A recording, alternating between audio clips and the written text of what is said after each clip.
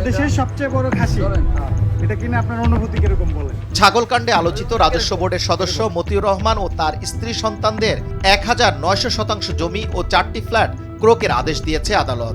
Dhaka metropolitan senior special জজ মোহাম্মদ আশামস জগলু হোসেনের আদালত দুদকের আবেদনের প্রেক্ষিতে এই আদেশ দেন।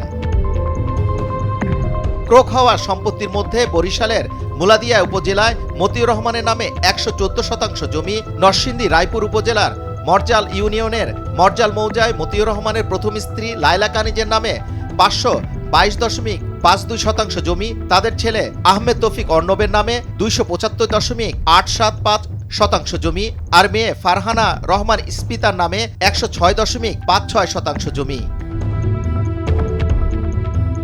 4টি ফ্ল্যাটের মধ্যে মতিউর রহমানের স্ত্রী লায়লা কানিজের নামে বসুন্ধরা একটি ফ্ল্যাট, দ্বিতীয় স্ত্রী শাম্মী আক্তার শিবলির নামে জিগাতলা ও বসুন্ধরায় একটি, আর ফারহানা রহমান ইস্পিতার নামে বসুন্ধরা আবাসিক এলাকায় একটি ফ্ল্যাট রয়েছে।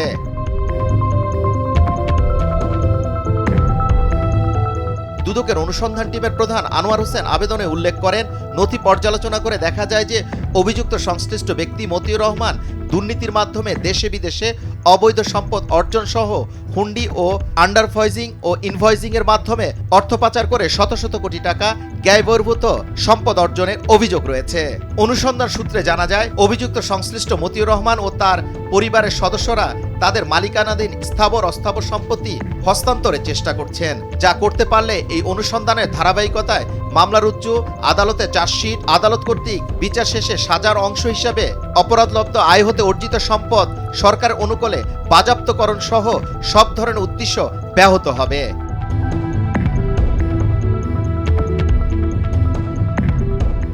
অনুসন্ধান শেষে মামলা রুজু ও মামলা তদন্ত সম্পন্ন করে আদালতে চার্জশিট দাখিলের পর আদালত কর্তৃক বিচার শেষে সরকার অনুকূলে সম্পত্তি বাজেয়াপ্ত স্বার্থে সুষ্ঠু অনুসন্ধান ও ন্যায় বিচার প্রতিষ্ঠার স্বার্থে স্থাবর সম্পত্তি ক্রয় করা একান্ত প্রয়োজন।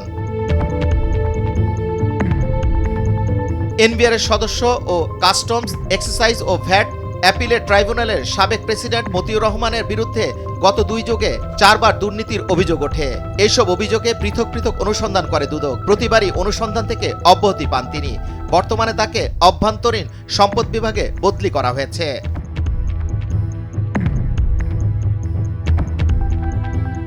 মতিউর রহমানের ছেলে ইফাত মোহাম্মদপুরের সাদিক এগ্রো থেকে 15 লাখ টাকার একটি ছাগল এবং ঢাকার বিভিন্ন খামার থেকে 70 লাখ টাকার গরু কিনেছে বলে সামাজিক যোগাযোগ মাধ্যম ও গণমাধ্যমে উঠে আসে।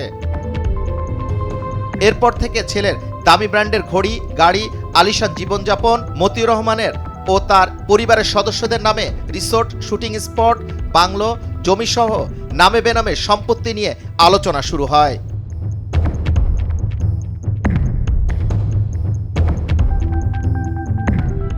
যুবরাজ ফয়সাল, ভোরের কাগজ, ঢাকা।